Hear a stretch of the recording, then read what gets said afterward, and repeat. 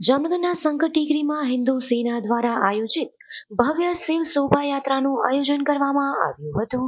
મહાશિવરાત્રી નિમિત્તે જામનગરનો સૌથી જૂનો વિસ્તાર શંકર ટેકરીમાં ચામુંડા માના મંદિર પાસે તથા શાસ્ત્રીનગર શંકરજીના મંદિરેથી છેલ્લા 7 વર્ષથી શિવ શોભાયાત્રા હિન્દુ સેના દ્વારા શરૂ કરેલ છે.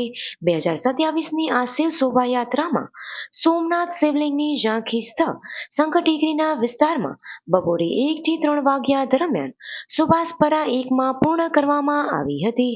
હિન્દુ સેના દ્વારા શંકર ટેકરીના શંકરના મંદિરેથી શિવ શોભાયાત્રાનું પ્રસ્થાન કરાવવામાં આવ્યું હતું, જ્યારે શોભાયાત્રામાં હિન્દુ સેનાની બહેનો દ્વારા રાસ ગરબા અને તલવાર રાજથી લોકોને મુગ્ધ કરી દેવામાં આવ્યા હતા.